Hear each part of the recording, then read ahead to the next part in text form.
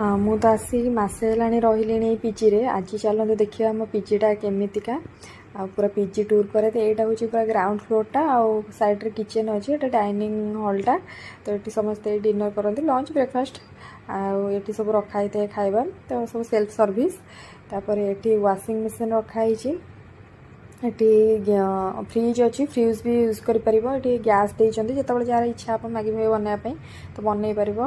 ତ ଏଠି ଏଇଟା ହେଉଛି ଲିଫ୍ଟ, ସେଇଟା ଥିଲା ଯେଉଁ ବଟା ହୁଏ ସବୁ ଇଏ। ଏଇଟା କିଚେନ୍ଟା, ଏଠି ପୁରା ହଲ୍ ଟାଇପ୍ର ଏଇଟା।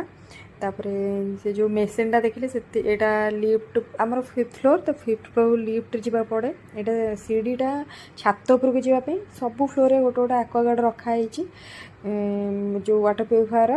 ତାପରେ ଏଇଟା ସିଡ଼ି ମାନେ ସିଡ଼ିଟା ଅଛି, ଯିଏ ଲିଫ୍ଟରେ ଆସିପାରିବ ସେ ସିଡ଼ିରେ ଆସିପାରିବ। ତ ମିରର ଏମିତି ସବୁ ଫ୍ଲୋର୍ରେ ଗୋଟେ ଗୋଟେ ମିରର ଥାଏ। ସବୁ ରୁମ୍ ଆଗରେ ଡଷ୍ଟବିନ୍ ଥାଏ।